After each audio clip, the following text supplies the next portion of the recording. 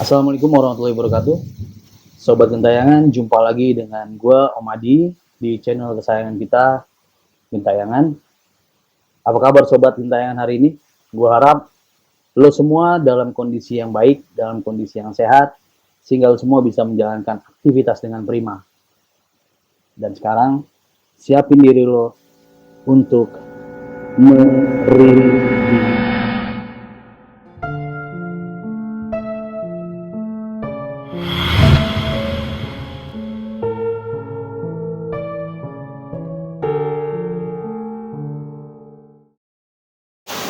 Sobat Gentayangan, kali ini Gentayangan kedatangan narasumber baru ya. Narasumber yang akan menceritakan kisah-kisah pengalaman gaibnya, gitu ya, kisah-kisah misterinya,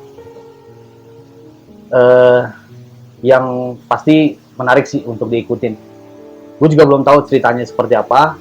Nanti gue juga akan korek-korek juga mengenai ceritanya ya. Nah, langsung aja kita kenalan dulu dengan narasumber kita. Di sebelah kiri gue sudah ada Mbak Dini ya.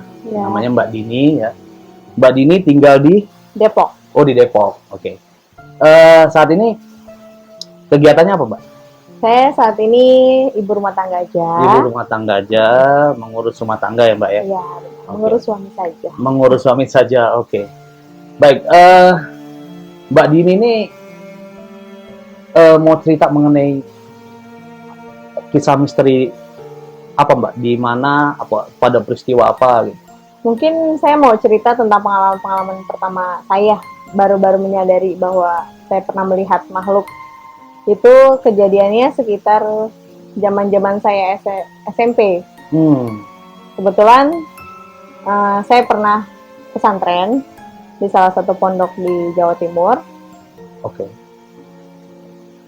Tahu sendiri ya, yang untuk kehidupan pondok itu kita sering ada jam malam, ada belajar malam, seperti itu.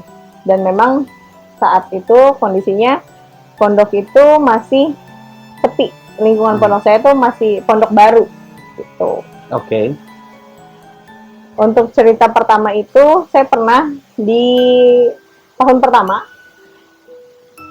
Kejadiannya itu di kamar asrama saya. Saya sedang kumpul-kumpul sama teman-teman, lagi di jam makan malam. Kita pada nggak makan karena saat itu menunya kurang enak lah menurut kami. Dan kami pun sudah banyak jajan di sore harinya, jadi memutuskan untuk nggak makan, biar langsung siap-siap untuk sholat isya. Karena kan runtutan acara di pondok itu, rutinitasnya kalau sudah maghrib, setelah sholat maghrib berjamaah, itu nanti ada makan malam, setelah makan malam, sholat isya berjamaah, kemudian belajar malam. Seperti itu. Ketika yang lain lagi pada makan malam, saat itu saya dan beberapa teman saya kumpul di gudang kasur. Jadi setiap kamar itu punya gudang kasur sendiri yang dibentuk dari lemari-lemari kita, gitu. Setiap santri yang punya satu lemari. Dan gudang kasur itu kita bentuk dari lemari-lemari kita. Jadi kalau setiap mau tidur, kan kasurnya kasur lipat. Jadi setiap mau tidur kita gelar bareng, nanti setelah bangun tidur kita taruh di gudang kasur. Kejadiannya itu ketika kita lagi kumpul-kumpul, saya duduk di atas kasur. Kemudian di samping kasur itu, di ujung kaki kasur itu, di tumpukan kasur itu ada setrikaan. Kalau waktu di pondok saya waktu itu, setrikaannya masih pakai setrikaan arang yang dari besi yang berat itu, Pak. Pas kita lagi ngobrol-ngobrol, bercanda-bercanda, teman saya tiba-tiba ngasih kode mata yang meminta kita untuk keluar dari gudang kasur. Pertama dia duluan keluar. Setelah itu saya ikutin. Ketika saya keluar, saya menginjak sesuatu seperti balon. Apa nih? Kok kayak balon? Perasaan di sini nggak ada balon dan nggak ada yang mainin balon. Pas saya lihat ke kaki saya, loh, yang saya injak tuh setrikaan. Dimana setrikaan itu besi. Kok rasanya kayak balon? Saya keluar, teman saya udah diem aja, ketakutan gitu. Saya tanya, kenapa? Kok nyuruh kita keluar? Tadi gue nginjak sesuatu, lembek-lembek kayak balon gitu. Pas gue lihat di kaki gue, ternyata setrikaan. Wah, sama dong, tadi gue juga nginjak, tapi nggak ada apa-apa gitu. Setrikaan yang gue injak, tapi kok rasanya kayak balon. Itu dia apa gitu. Itu pengalaman pertama saya waktu di pesantren. Nginjek suatu benda seperti balon. Iya, Padahal itu aslinya setrikaan. setrikaan besi. Itu waktu diinjak maksudnya itu ada reaksi apa gitu dari benda itu enggak? Nggak ada, kayak kita lagi nginjak balon aja gitu. Nggak sengaja nginjak balon, kan lembek gitu ya. Gitu. Saya lihat kaget, apa nih gitu. Saya lihat, setrikaan yang saya injak. Tapi kok bentuknya kayak rasa-rasanya kayak balon gitu. Kebetulan saya kan memang agak sensitif, sudah lama agak sensitif dengan hal seperti itu. Kebetulan juga saya punya saudara yang bisa. Akhirnya saya telepon beliau, saya tanya, aku begini, aku ceritain untuk apa yang saya alami gitu kan. Terus kata saudara saya, iya itu makhluk. Karena kalau makhluk itu memang kalau kita bersentuhan, rasanya seperti itu, seperti lembek-lembek kayak orang berdaging tapi tanpa tulang. Jadi ya mirip-mirip sama balon, katanya gitu. Wah, ini info baru ya. Jadi memang kalau kita bersentuhan dengan makhluk yang seperti itu, rasanya lembek-lembek begitu ya? Iya. Dan saya juga pernah pernah dengar cerita dari almarhum mama. Karena mama itu dulu pernah dipencet tangannya sama makhluk. Dan mama bilang pun, ya rasanya gitu, kayak dipencet sama balon. Jadi pas kejadian itu, saya langsung teringat gitu. Oh jangan-jangan kayak gini rasanya gitu. Berarti di pesantren itu ada juga ya pengalaman-pengalaman begitu ya? Ya ada. Gitu. Harus saya akui ada, karena saya mengalami beberapa kali. Nah ini Mbak Dini kalau boleh tahu, Mbak Dini itu berapa lama di pesantren? Saya di pesantren itu nggak lama, 2 tahun setengah kurang lebih. 2 tahun setengah itu waktu yang cukup lama loh untuk ngerasain yang aneh-aneh di situ mungkin ya? Ya, bisa dibilang seperti itu. Cuma karena fokusnya saya waktu itu belajar, jadi saya nggak terlalu peduli untuk hal tersebut gitu. Ketika menjumpai hal yang serupa pun, ayo sudah. Nah, pasti ada lagi nih yang lainnya. Ya. Ada ya? Ya. Ada lagi waktu itu. Ini merupakan pengalaman pertama saya melihat makhluk. Sejelas-jelasnya makhluk. Oh ya? Ya. Apa itu Mbak? Mungkin saya sih baru tahu kalau yang saya lihat itu ternyata bisa dikategorikan genderuwo. Seperti itu. Wow.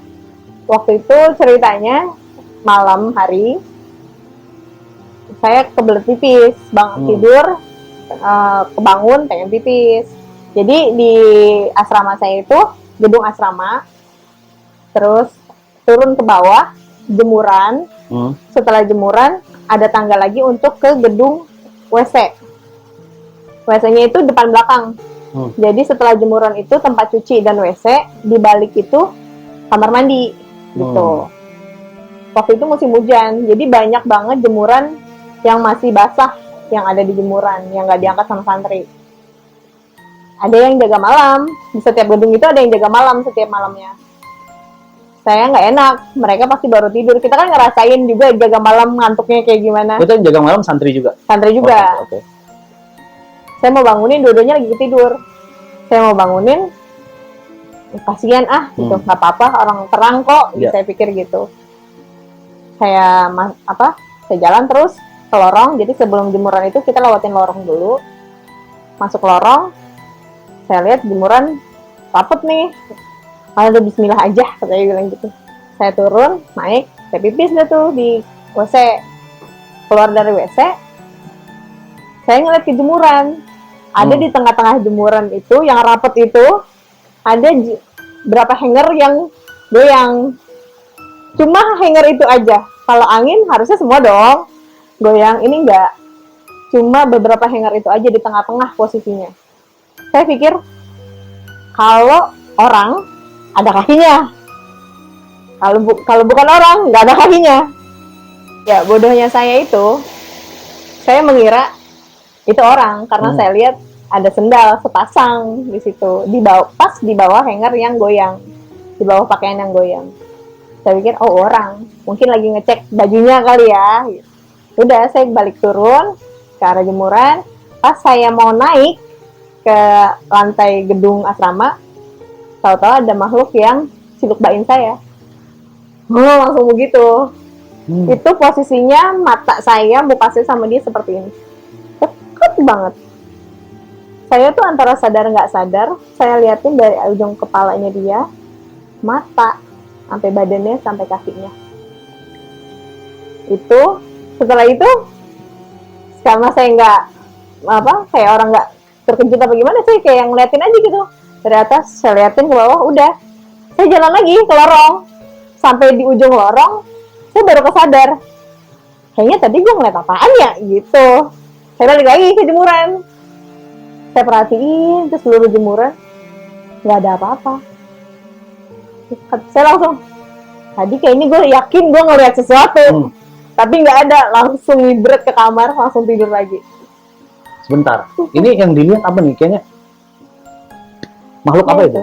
Yang saya bilang, mungkin, saya juga baru tahu, mungkin itu segolong termasuk genderuwo. Ya, maksudnya dari fisiknya tuh seperti apa ya? Dia tuh pendek, karena kan jemuran itu nggak terlalu tinggi. Paling setinggi-tinggi 120 lah jemuran itu. Dia tuh ada besinya sampai ke ujung, dan dia gelantungan di besi itu. Di besi paling ujung itu gelantungan, yang kayak gitu, langsung ngagetin saya gitu.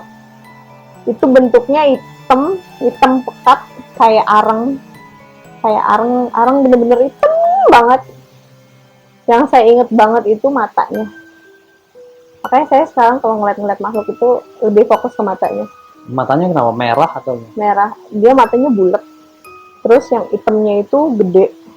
Nah kalau kita kan putih nih, kalau dia merah. Merahnya tuh merah, kayak ada lampunya. Merah cabe, terus kayak berlampu gitu, jadi terang banget. Dan di sini-sininya muka-mukanya itu kayak bara lagi nyala, gimana sih? Begitu bentuknya, merah-merah kayak api, campur darah gitu. Badannya semuanya hitam. Saya nggak tahu itu berbulu atau enggak, yang jelas saya ingatnya itu bentuknya kayak arang. Bentukannya itu nggak mulus kayak kita gini, tapi dia bergelombang gitu kayak arang. Tapi Mbak Dini nggak takut sama sekali ya? Saat itu kayak sadar nggak sadar. Jadi makanya pas sampai di ujung lorong, saya baru kesadar, kayaknya tadi gue ngeliat apa ya di jemuran gitu. Sampai saya samperin lagi gitu. Bodohnya sih kenapa ya sampai disamperin lagi gitu. Berarti mulai sekarang saya juga harus berhati-hati dengan jemuran ya. Bisa. Gila sih, itu ngeri. Itu kira-kira jam berapa ya Mbak? Mungkin kayaknya itu jam-jamnya udah penjaga malam udah ngantuk banget, sekitar jam 1 atau jam 2. Jam 1 jam 2. Orang lagi pules-pulusnya. Lagi pules-pulusnya. Wah. Tapi makhluk itu nggak berkata-kata, mengeluarkan suara atau gimana? Nggak ya? Enggak. Dia cuma kayak di awal aja gitu, yang pas dia bener-bener nyodorin mukanya ke muka saya. Jadi pas banget saya nengok, dia langsung nyamperin gitu mukanya dia.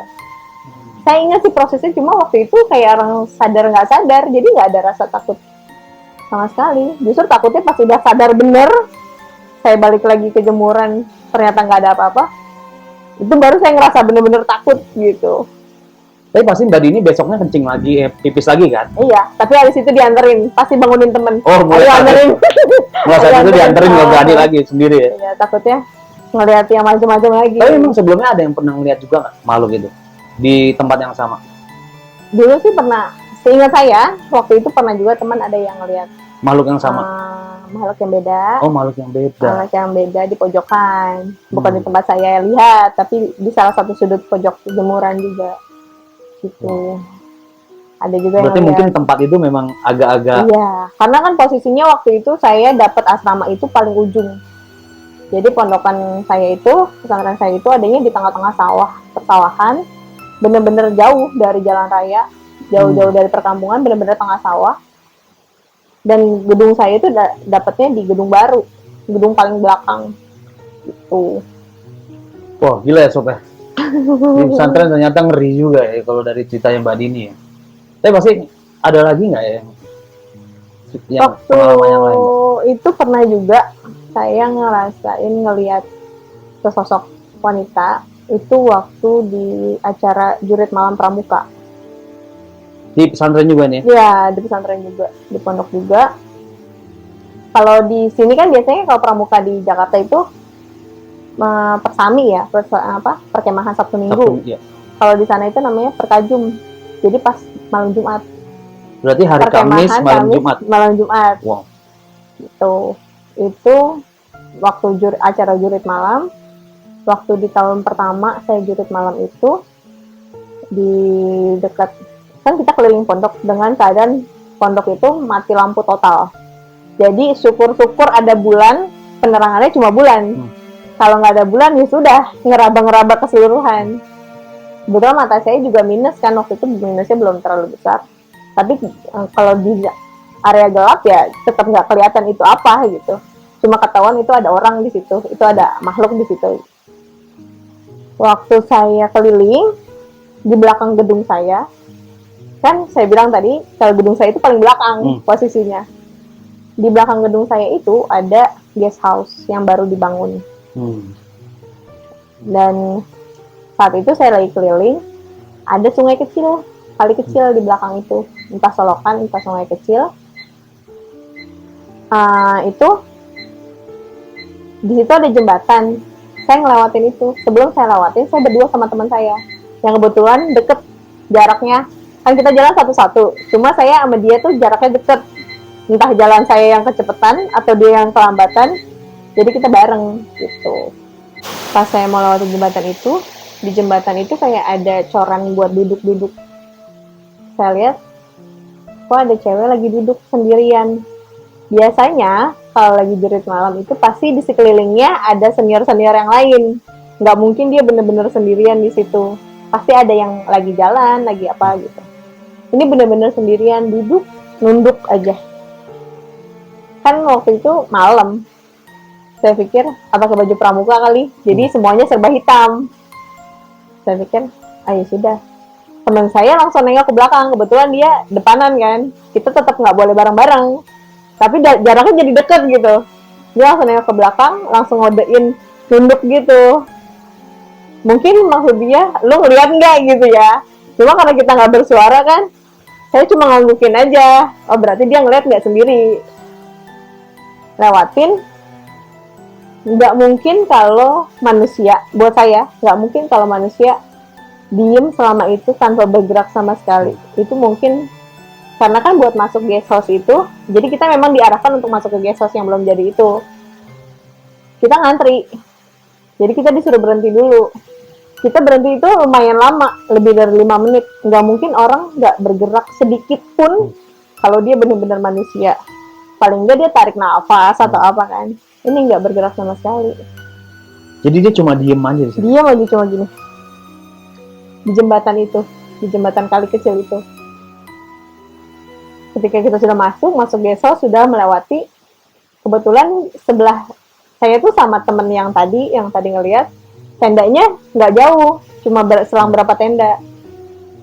Dia langsung nyamperin saya, langsung nanya, Din, tadi lihat kan? Iya, kok nggak gerak sama sekali ya, kata dia gitu. Iya, aku juga merhatiin kok nggak ada gerak sama sekali. Kalau Uti nggak mungkin dong nggak gerak sama sekali dalam waktu yang lama. Ada yang lihat lagi nggak ya selain kita? Karena kan semuanya pasti akan ke situ. Ternyata pas kita tanya-tanya teman-teman yang lain, ada yang lewat situ nggak? Tadi lewat sini nggak? Masuk ke guest house ini nggak? Iya masuk. Ngeliat nggak ada yang duduk di situ gitu? Enggak ada yang duduk di situ. Udah, langsung aku sama temenku langsung yang oke, udah keep silent aja gitu. Enggak, jadi waktu Mbak Dini mau masuk ke Gesos. guest house-nya, itu harus ngelewatin si Iya. sosok tadi itu. Itu benar-benar kayak ya kayak saya sampah dia aja gitu. Nah, Bener-bener waktu dilewatin gimana? diem aja. Ada bau-bau apa, wangi atau apa gitu? Enggak, diem aja. Karena kan waktu itu kan airnya juga lagi banyak, jadi bau-bau air rumput-rumput yang basah aja gitu. Bener-bener yang baru kesadar tuh ya pas di tenda itu. Ngeliat kan, pas teman-teman bilang enggak ada yang duduk situ kok. Tanya-tanya teman yang satu lingkungan tenda itu, jadi kan satu lingkungan itu, satu kelurahan kita bilangnya, satu kelurahan itu ada beberapa tenda. Kita tanyain yang satu angkatan kita, tanyain, nggak ada yang lihat, cuma kita doang. Padahal semuanya pasti akan ke situ.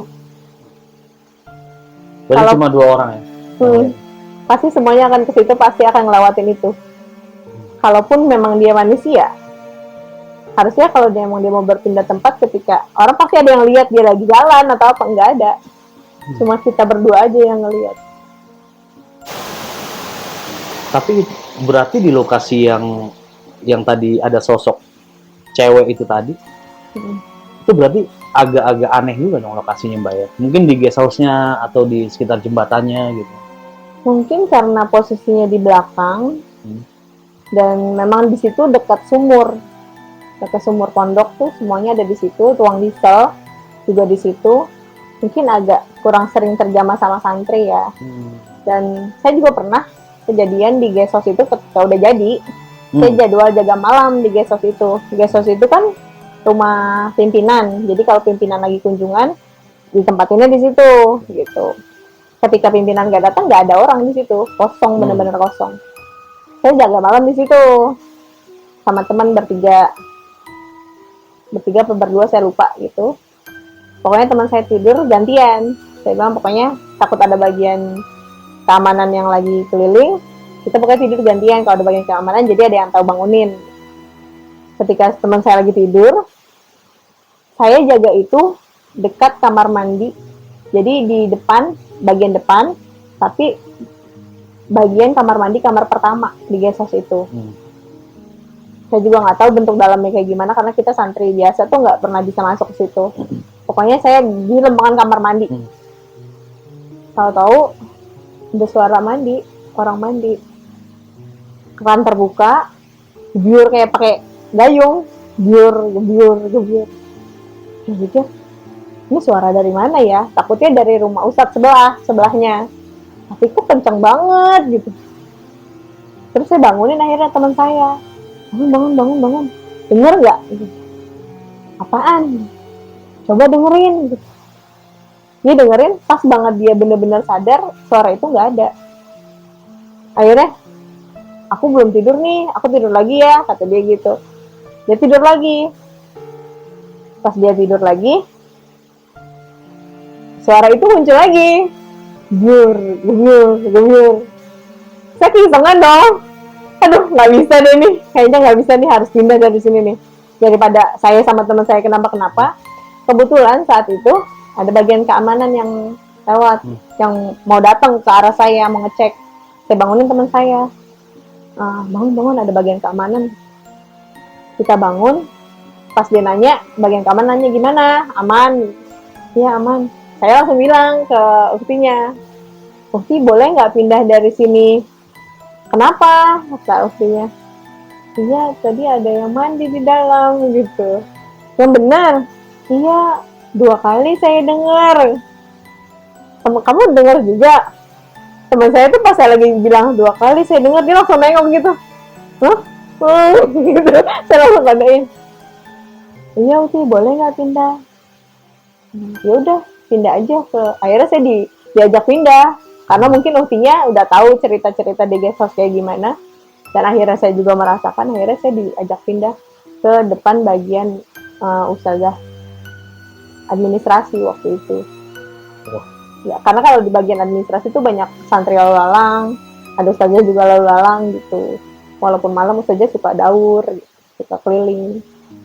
Itu sih. Tapi waktu Mbak Dini dengar ada yang mandi itu cuma dengar suara orang lagi apa sih namanya mengguyur air gitu aja ya. Iya, suara orang lagi dalam kamar mandi lagi mandi sama air. Cuma untuk suara orangnya enggak. Cuma Enggak, suara enggak, air enggak. lagi guyur-guyur. Tapi itu jelas banget.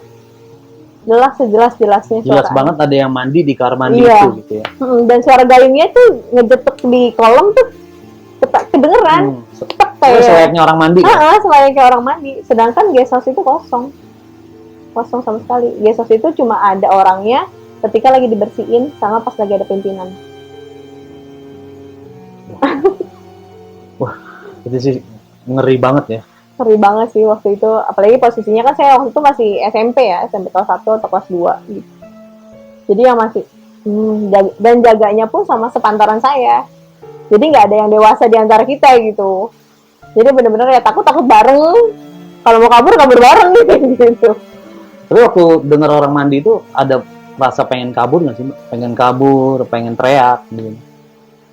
Karena saya sebelumnya sudah sering mengalami yang seperti ini.